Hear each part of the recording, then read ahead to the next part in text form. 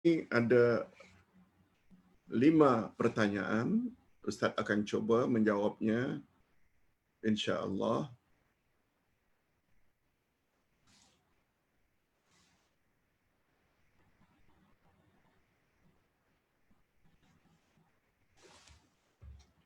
Ada pertanyaan.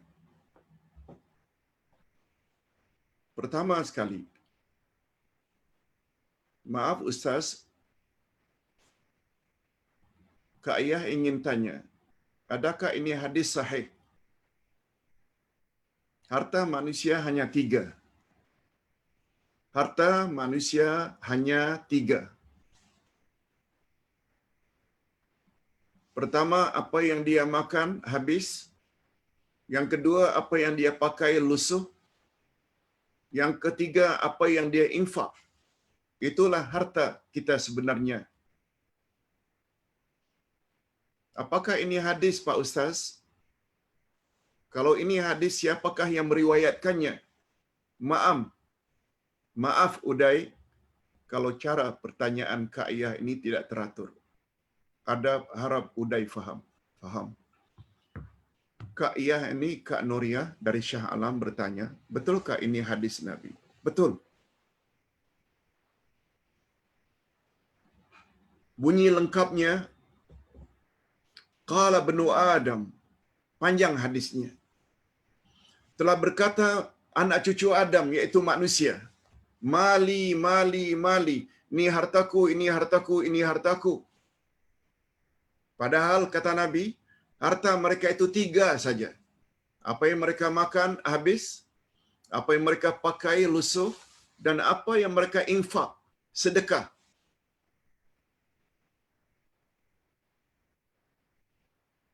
Kalau ditanya, apakah ini hadis? Yes, hadis. Apa derajatnya? Derajatnya sahih, riwayat Imam Muslim.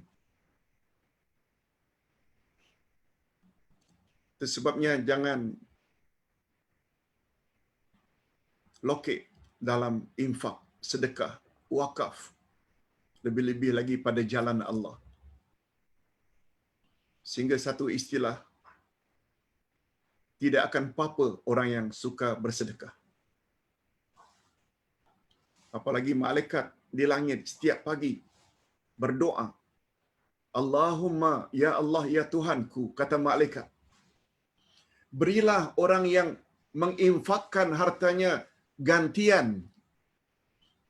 Kata malaikat yang kedua, ya Allah, ya Tuhanku, musnahkanlah harta orang-orang yang bakhil dan lokek. Hadis sahih. Setiap pagi, cuma kita saja yang tak dengar. Itu jawaban Ustaz untuk pertanyaan tersebut. Ingat ya, makna infak itu bukan hanya duit. Kita selalu gunakan istilah infak itu belanja kan? Enggak. Dalam English, infak itu to spend. To spend. Menggunakan. Sebagaimana dalam English, to spend your money. Betul? Spend your time. Gunakanlah masamu. Gunakanlah tenagamu. Gunakanlah pemikiranmu. Gunakanlah kekuatanmu.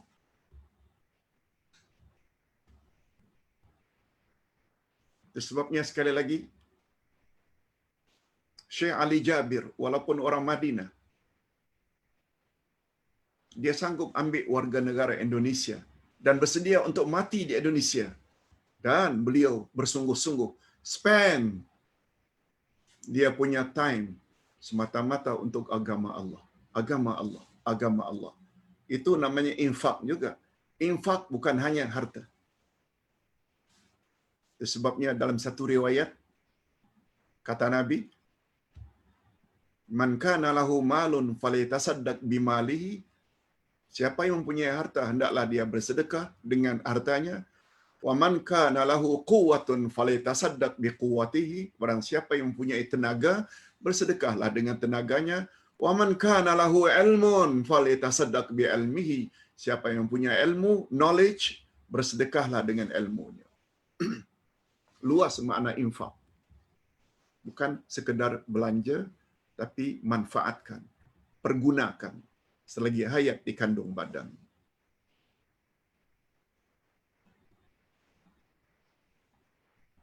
Mohon penjelasan tentang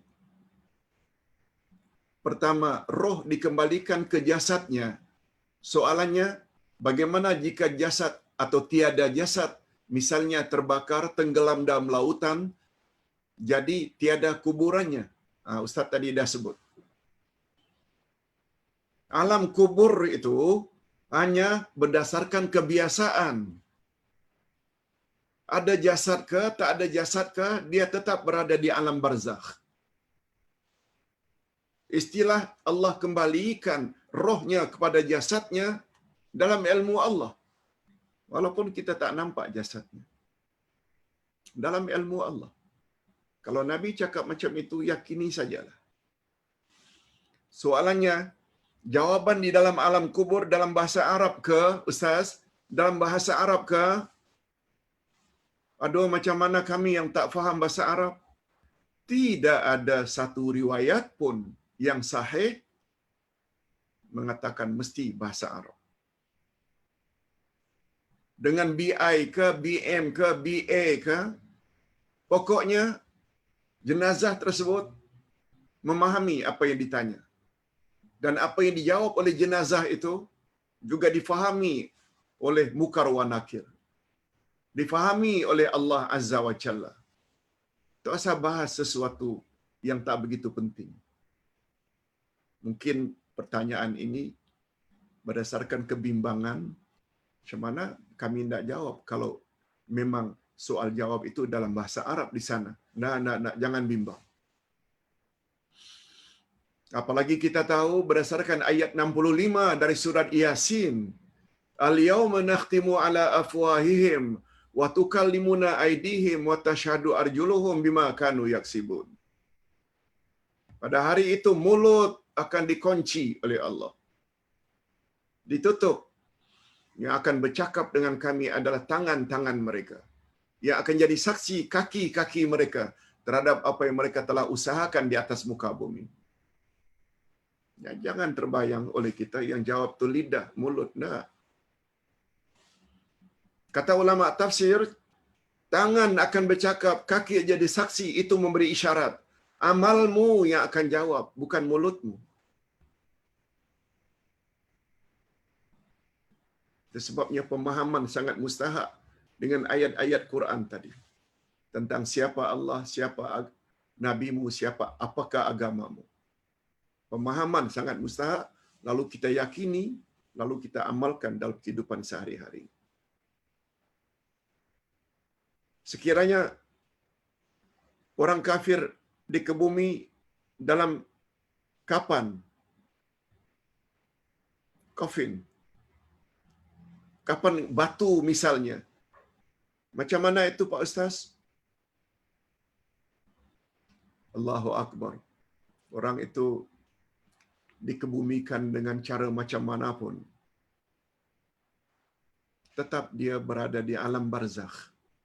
Walaupun abunya telah dibakar, dicampak ke mana-mana, Allah dengan cara bekerjanya, innama amruhu idza arada syai'an ay yaqula lahu kun fayakun. Sesungguhnya Allah apabila dia berkehendak, dia cukup mengatakan kun fayakun. Kita jangan bayangkan kerja Allah macam kerja kita. Malah juga tidak boleh dibayangkan kerja malaikat dengan kerja kita manusia. Wallahu a'lam. Di situ. Nah, satu lagi pertanyaan. Ustaz, ami saya, uncle saya meninggal di Mesir. Juga anti. Anti sakit. Khalati.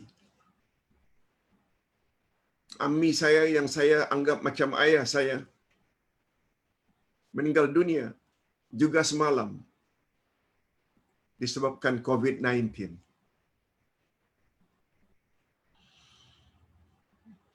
dikatakan bahawa orang yang mati di dalam wabak termasuk COVID-19 adalah mati syahid. Boleh tak saya buat salat ghaib Pak Ustaz di Malaysia? Bagus pertanyaannya. Seorang syarifah tanya. Sebabnya dia gunakan ammi. Ammi itu maknanya my uncle. Khala, my auntie. Antinya sakit. Amminya meninggal semalam. Dah dia anggap macam ayah sendiri. Boleh tak saya buat salat ghaib?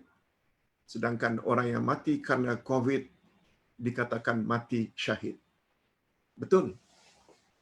Ada hadis Nabi sallallahu alaihi wasallam. Seseorang yang apabila meninggal dunia disebabkan oleh wabak, taun, virus,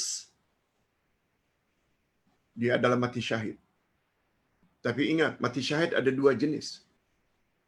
Mati syahid dunia akhirat, itu apabila mati dalam peperangan melawan orang kafir. Tapi Nabi juga ada sebut, orang yang mati karena melahirkan anak adalah mati syahid. Orang yang mati tenggelam adalah mati syahid. Termasuk orang yang mati karena wabak adalah mati syahid. Tapi ini syahid dunia namanya. Orang yang mati syahid seperti ini, mati karena beranak, mati karena tenggelam, mati karena COVID-19, mati syahid dunia, dia hendaklah dilaksanakan sama seperti kita melaksanakan jenazah-jenazah yang mati biasa. Ada 4 kewajiban fardu kifayah. Mandikan jenazah, kafankan jenazah, salatkan jenazah, kebumikan jenazah. Walaupun dia mati syahid karena COVID-19. Yang tak boleh dikafankan, dimandikan, itu yang syahid pertama tadi. Bukan syahid ini. Mudah-mudahan orang yang mendapat syahid dunia ini, dia diringankan. Kalaupun akan diazab di dalam kubur, akan diringankan. Begitu kata para ulama, wallahu a'lam. Baik, kita kembali kepada pertanyaan di dalam WhatsApp. Masya Allah, dah jadi 7, 8 pertanyaan. Ustaz, siksa kubur dan nikmat kubur itu termasuk sifat subutiyah khabariyah kah? Hadirin dan hadirat,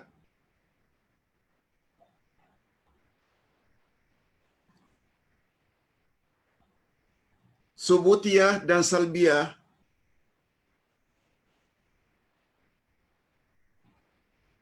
dia adalah pembahagian sifat Allah.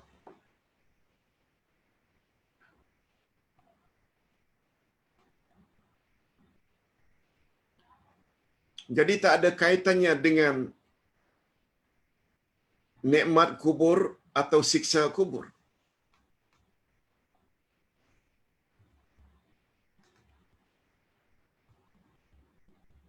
Tapi kalau kita kembalikan, Allah berhak untuk menyiksa. Allah berhak untuk memberi nikmat dalam kubur. Yes, kalau yang itu dimaksudkan itu kembali kepada sifat Allah, yes. Dia adalah sifat subutiyah. Allah mampu memberi nikmat dalam kubur. Sifat kesempurnaan Allah. Subutiyah maknanya sifat kesempurnaan. Salbiyah pula menafikan dari Allah sifat-sifat kekurangan. Allah mampu memberi nikmat dalam kubur. Allah mampu menyiksa orang yang jahat dan kafir dalam kubur. Yes, itu semua adalah sifat Allah yang subutiyah. Nah, pertanyaannya, apakah dia termasuk ke dalam subutiyah khabariyah? Yes, khabariyah. Sebab kita tahu berdasarkan perkhabaran, bukan kita yang dengar. Bagus. Maknanya yang tanya ini faham. Alhamdulillah. Sejak belakangan ini, sejak minggu lalu lagi Ustaz dapati pertanyaan daripada jamaah. bernas belaka. Maknanya kepahaman sudah mula. Nah, ini berkat kita belajar dengan kitab atau dengan buku. Tetapi ada juga ustaz-ustaz mengatakan dengan takwilan itu untuk memahami orang, untuk memahami orang awam. Adakah pemahaman ini tepat? Apakah kita boleh dikatakan, apakah kita boleh katakan mereka terlalu tersasul dari Al-Quran dan As-Sunnah?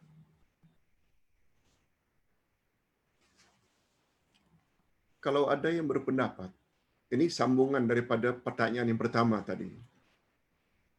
Kalau Ustaz sudah katakan itu adalah sifat Allah yang subutiyah, subutiyah sambungannya fi'liyah, sebab siksaan dan memberi nikmat itu adalah atas dasar kehendak Allah, disebabnya subutiyah. Dan karena kita tahu ini daripada hadis-hadis Nabi dan daripada Al-Quran, itu hanya khabariyah. Yes. Tapi ada juga ustaz-ustaz yang mengatakan dengan takwilan untuk memahami orang. Hadirin dan hadirat, apa yang dikatakan oleh Al-Quran dan hadis Nabi adalah sesuatu yang hakiki, sesuatu yang sebenarnya, bukan takwilan. Itu hanya sekedar tidak menakut-nakutkan saja pada orang awam. Nah. Bagi ustaz, dia adalah perkara yang sebenarnya. Kalau bukan perkara yang sebenarnya, tak timbul Nabi minta supaya dilindungi. Allahumma inni a'udzubika min azabil qabri. Kita dah belajar minggu lalu. Orang beriman apabila boleh mendapat menjawab, 6 ganjaran dia akan perolehi di akhirat dalam kubur lagi. 6. Orang kafir pula, bila tak dapat menjawab, ada 4 siksaan yang dia akan terima di dalam kubur lagi. Tak katakan sindiran atau takwilan macam mana. Ia sesuatu yang hakiki. Cuma kata Nabi tadi, siksaan dalam kubur itu semua makhluk boleh dengar kecuali manusia dan jin. Hadis sahih.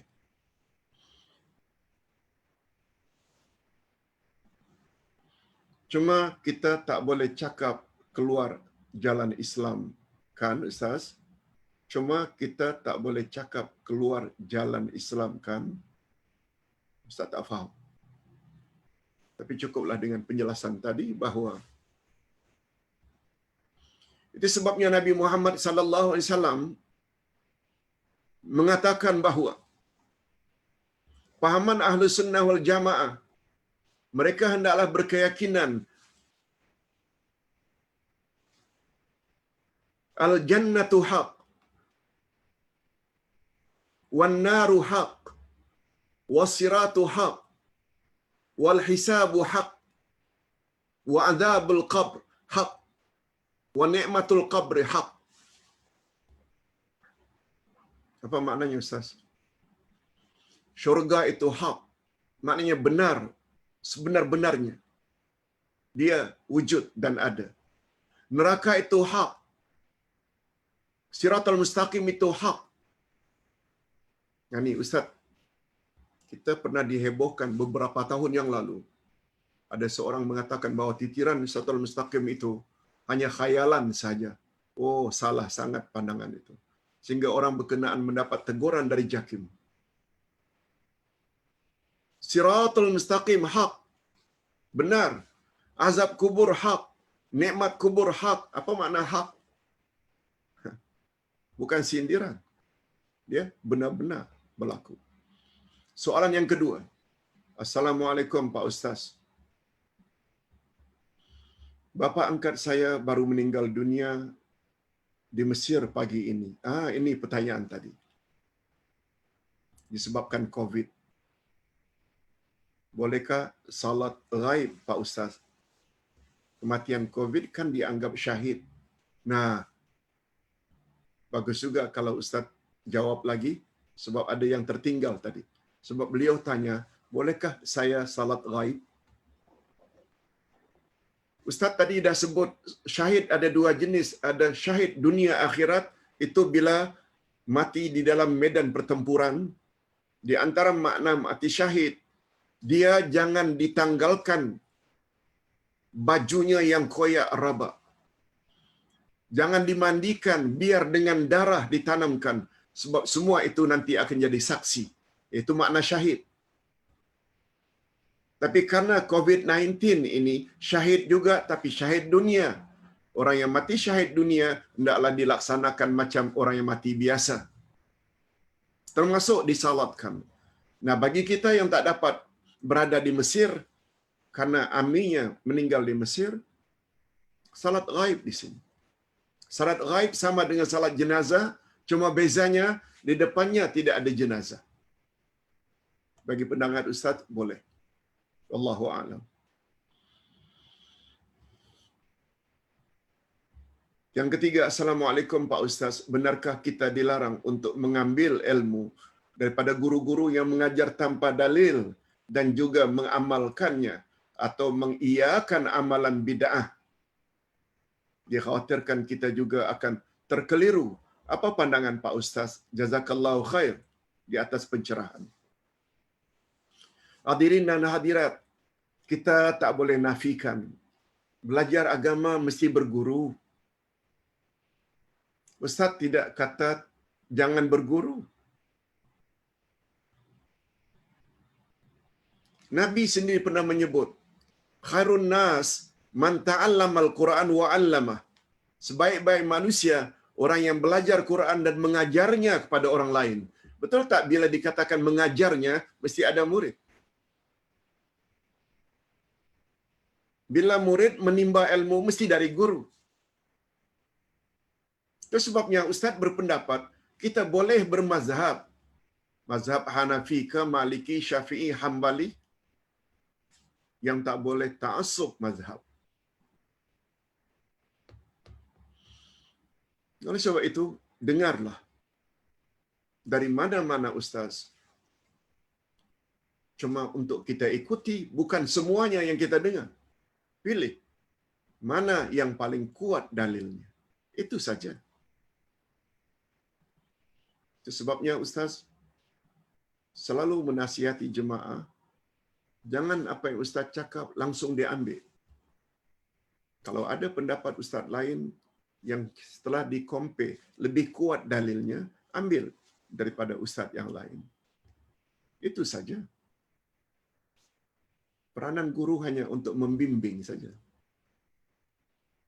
Cuma Ustaz ingin ingatkan pendakwa. Allah menyebut watawasau bil haq. Awak hendaklah berpesan-pesan dengan al-haq. Al-haq itu segala yang datang daripada Allah atau datang dari Rasulullah. Sebab itu cakap hanya berdasarkan pandangan, Ustaz dah jelaskan dengan panjang lebar tadi.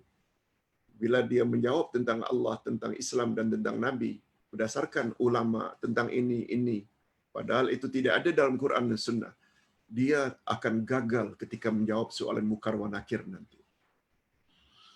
Ustaz, sebelum belajar ke Madinah, banyak amal-amal yang dulu yang Ustaz tinggalkan. Setelah Ustaz tahu bahawa itu tidak ada dalilnya. Begitu caranya. Oleh sebab itu, setakat mana yang kita tahu, diajar oleh guru, boleh amalkan. Tapi bila ada dari ustaz yang kita dengar, ternyata itu tidak ada dalil, dan kita cek memang tak ada dalil, maka kita hendaklah berpindah kepada pandangan yang ada dalil. Itu saja. Yang keempat, Assalamualaikum Uday, terdapat beberapa viral dari beberapa ustaz tentang doa-doa untuk diamalkan. Oleh karena ianya adalah doa dan dibaca di luar salat, tetapi tidak menyebut dalilnya, bolehkah kita amalkan? Mohon pencerahan Pak Uday. Hadirin dan hadirat rahimakumullah. Doa adalah ibadat. Doa mestilah ditujukan pada Allah. Ayat Quran menyebut, Iyyaka na'budu wa iyyaka nasta'in. Hanya pada Engkau kami beribadat dan hanya kepada Engkau kami memohon pertolongan. Nabi bersabda, wa idza sta'anta fasta'in billah. Bila kamu ingin memohon sesuatu, mohonlah direct pada Allah. Okey. Tapi konten atau kandungan doa tak semestinya datang daripada Rasulullah sallallahu alaihi wasallam. Malah kita berdoa dalam bahasa kita pun boleh. Ya Allah, sihatkanlah aku. Ya Allah, panjangkanlah umurku. Ya Allah, doronglah aku untuk senantiasa menuntut ilmu dan menambah ilmu-ilmu agama aku. Tak datang dari Nabi pun. Tapi kalau kita baca Rabbighfirli wali hudaya ada dalam Quran, Rabbana zalamna anfusana ada dalam Quran, La ilaha illa anta subhanaka inni kuntu minaz zalimin ada dalam Quran, doa Nabi Yunus. Nabi juga supaya kita berdoa, Allahumma aslih lana dinana alladhi wa ismatu amrina. Ya Allah, perbaikilah agama kami sebab dialah yang akan mengatur segala urusan kami. Dari Nabi. Tapi apa saja jenis doa, kalau ditujukan kepada Allah dan ternyata doa itu adalah doa yang baik-baik belaka, sama ada untuk dunia kita atau akhirat kita, tidak ada salah. Cuma tidak dinafikan bila doa itu yang datang dari Al-Quran atau Sunnah Nabi, itu yang the best. Itu yang terbaik.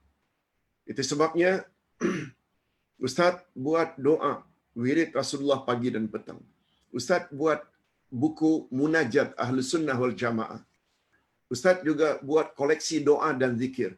Dan terakhir ini sedang dicetak 50 doa yang selalu diucap oleh Nabi sallallahu alaihi wasallam. 50 doa. Yang itu buku terbaru. Lebih kurang 10 buku Ustaz sedang cetak. Cuma makan masa. Makan masa. Satu di antaranya tentang himpunan doa-doa yang selalu dibaca oleh Nabi. 50. Semuanya lengkap dengan dalil dan fadilatnya masing-masing. Sila baca. Hadirin dan hadirat rahimakumullah. Assalamualaikum Pak Ustaz. Semoga Allah panjangkan umur Ustaz untuk kami mempelajari ilmu-ilmu melalui Ustaz. Amin. Amin ya rabbal alamin. Saya Fadli ingin memahami lebih mengenai dalil Allah Ali Imran ayat 179 seperti yang ada di muka surat 36 dan 37 buku yang Ustaz tulis. Ada orang yang mengatakan mereka dapat melihat hal-hal gaib seperti jin, hantu. Ada yang mengajarkan ilmu membuka mata gaib. Malah yang mengajar ada yang di kalangan perawat Islam. Sungguh pengakuan mereka itu bercanggah dengan dalilnya. Apa jawaban kepada mereka jika mereka mengatakan Allah Maha Kuasa untuk melakukan apapun atau mengakuinya sebagai karamah? Okey, muka surat 36-37. Ustaz tengok.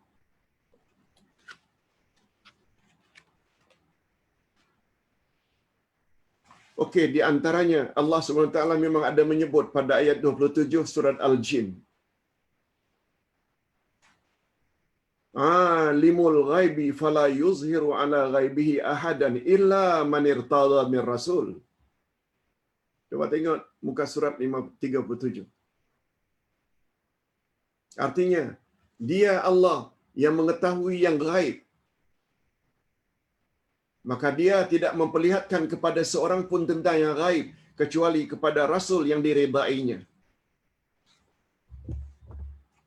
Hadirin dan hadirat, mengulas ayat ini, Allah menyebut tentang dirinya, dia sajalah yang mengetahui perkara gaib. Tidak ada yang lain.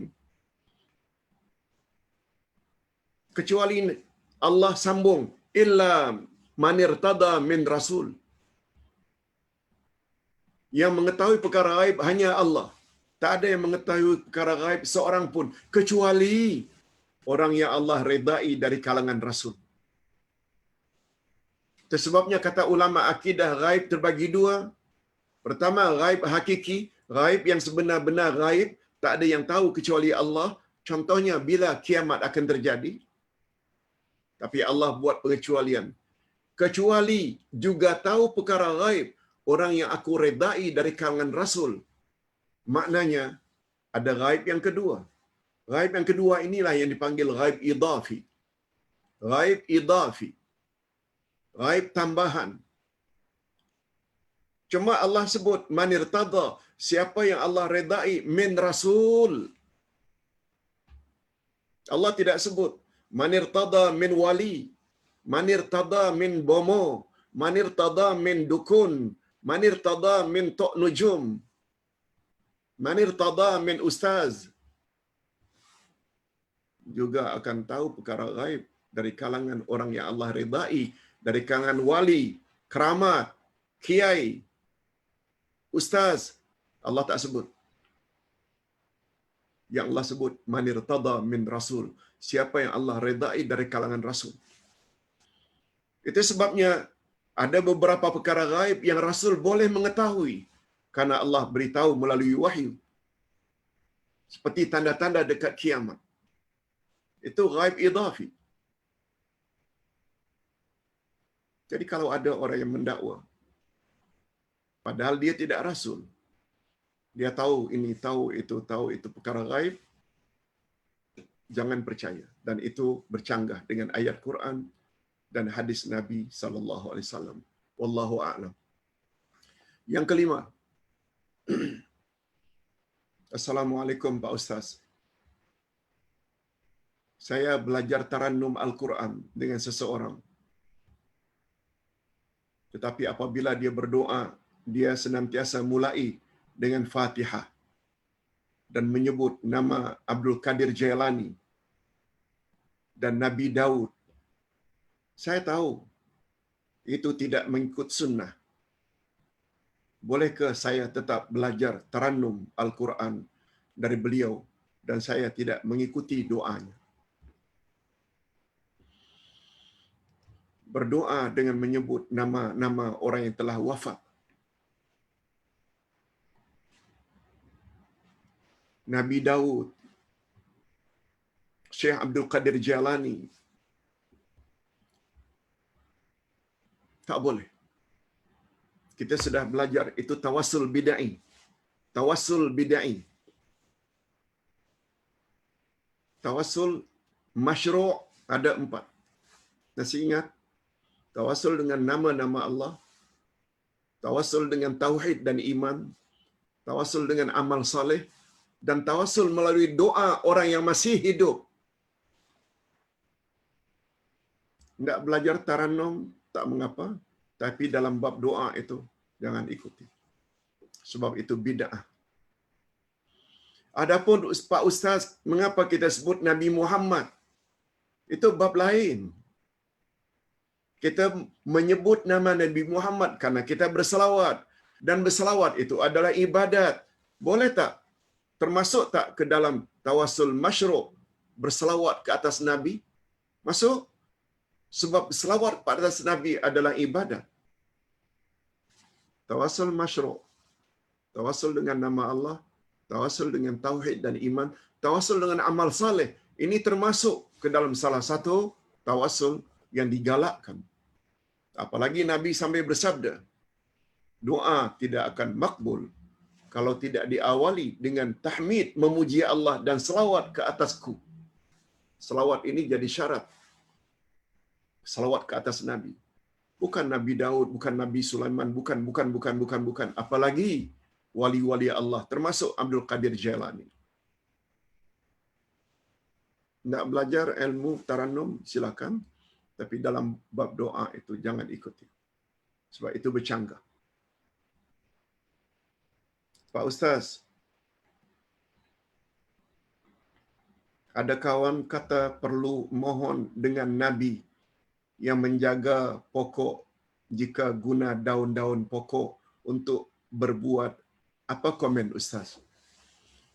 Allahu Akbar. Kalau kita nak berenang, kena sebut nama Nabi Yunus. Nabi Yunus pernah berada di lautan. Kalau nak petik pucuk atau herba, hendaklah minta izin kepada Nabi Idris. Kalau ini hendaklah minta kepada Nabi Khidir. Kalau ini hendaklah syirik.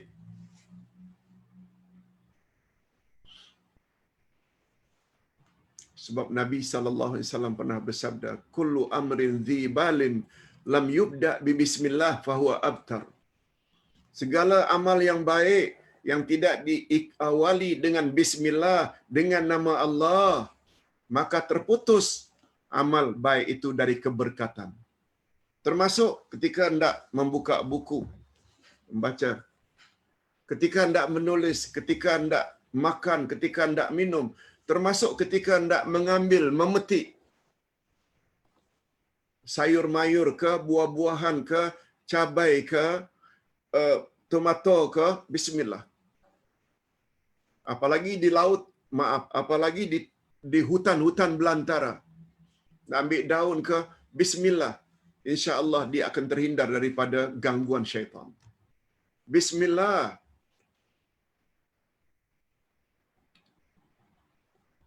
Sebab itu, ajaran Nabi itu untuk membantah ajaran orang-orang Arab jahiliyah.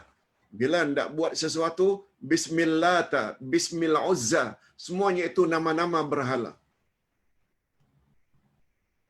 Kita awali segala sesuatu dengan bismillah, dengan izin Allah atau dengan nama Allah. Begitu akidah kita. Hadirin dan hadirat, kata Nabi, hindarkan syirik walaupun sebesar kaki semut. Sekecil itu syirik mesti kita jauhi.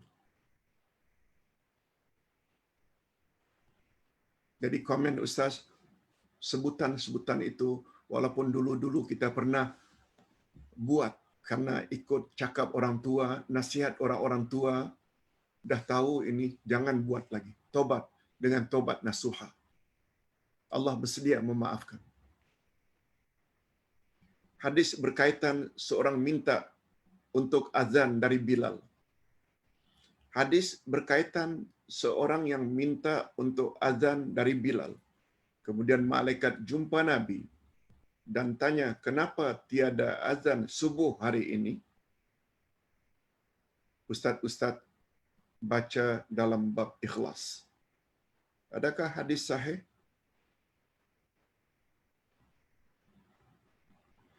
Selalu ustaz-ustaz baca dalam bab ikhlas. Seseorang minta untuk azan dari Bilal. Biasanya yang azan ini Bilal bin Rabah. Itu muazzin Nabi Muhammad. Satu orang sahabat katanya minta izin biar dia yang azan. Kemudian malaikat jumpa Nabi dan tanya, kenapa tiada azan subuh hari ini? Selalu ustaz-ustaz baca dalam bab ikhlas. Adakah hadis sahih? Terus terang, ustaz tak dengar lagi hadis itu. Ustaz tak pernah jumpa hadis itu. Ustaz tak kata itu bukan hadis, tapi ustaz tak jumpa. Sebab ilmu ustaz sangat terbatas. Apalagi prinsip ustaz, ustaz tidak akan jawab kecuali bila ustaz yakin. Nah sekarang ustaz tak pernah jumpa. Minta maaf. Kalau ustaz jumpa nanti, ustaz akan beritahu. Minta maaf. Agama adalah amanah. Bukan boleh jawab suka-suka hati. Itu sebabnya kata Muhammad bin Sirin, seorang tabi'in. Apa kata Ibnu Sirin? Siapa yang boleh menjawab semua soalan, menunjukkan dia majnun, dia orang gila. Sebab manusia sangat terbatas ilmunya. Bila dia tak tahu, katakan tak tahu dan minta tangguh, akan cari kemudian. Ustaz punya prinsip macam itu. Sebab bila kita menjawab salah, lalu orang ikut, kita kena tanggung kesalahan itu. Wallahu a'lam. Na'udzubillah min dzalik. Terakhir, Pertanyaan terakhir, Ustaz. Ketika ini Sri Lanka membakar semua mangsa wabak COVID-19, termasuk yang Muslim. Walaupun ada bantahan dari orang Islam di sana, namun kerajaan di sana tetap berbuat demikian. Saya dapat pengesahan dari beberapa kenalan warga Sri Lanka di Kolombia. Apakah tindakan kita umat Islam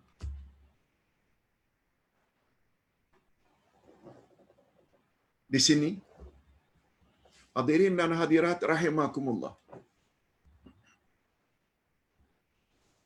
Setahu kita membakar jenazah itu adalah bukan amalan Islam. Barangkali itu amalan Hindu. Kemudian diambil debunya, abunya ditabur di sungai atau di lautan. Islam, sebagaimana Ustaz sebutkan tadi, telah menetapkan 4 kewajiban orang hidup bila ada kematian. Mandikan jenazahnya, kafankan, salatkan, dan kebumikan. Oleh sebab itu, mudah-mudahan umat Islam di Malaysia melalui Jabatan Perdana Menteri, di mana padanya ada Menteri Agama, mungkin boleh berbuat sesuatu. Kita harapkan demikian. Untuk memberi nasihat atau warning kepada pihak Sri Lanka terhadap umat Islam, jangan dibakar. Sebab itu adalah amalan yang bercanggah dengan akidah kita. Wallahu a'lam. Ustaz tidak banyak boleh komen dalam hal ini, sebab ini masalah. Cuma Ustaz tidak beri hukumnya. Tak boleh membakar jenazah. Walau macam mana pun caranya. Kalau dia COVID-19, batasi saja orang yang mengkebumikannya hanya beberapa orang. Tak jadi masalah. Wallahu a'lam. Marilah kita sama-sama berdoa, mudah-mudahan Allah SWT beri kita kesihatan, hindarkan kita daripada bala dan wabak. Alhamdulillahirabbil alamin. Wassalatu wassalamu ala asyrafil anbiya'i wal mursalin wa ala alihi wa sahbihi ajma'in. Ya Allah, ya Tuhan kami, perbaikilah agama kami sebab Dialah yang akan mengatur segala urusan kami. Ya Allah, perbaikilah dunia kami sebab padanya kami menjalani kehidupan kami. Ya Allah, perbaikilah akhirat kami sebab kepadanya semua kami akan menuju. Ya Allah, jadikanlah sisa-sisa hidup kami ini sebagai tanda pertambahan amal-amal saleh kami, dan jadikanlah kematian kami kelak sebagai tanda berakhirnya dosa-dosa kami. Ya Allah, kepada saudara kami, Allah yarham Syekh Ali Jabir yang telah Engkau panggil semalam jam 8.38 pagi di Jakarta. Cucurilah untuknya rahmat-Mu, ampunkanlah segala dosa-dosanya. Gantikanlah untuknya ahli keluarga yang lebih baik dari ahli keluarga sebelumnya.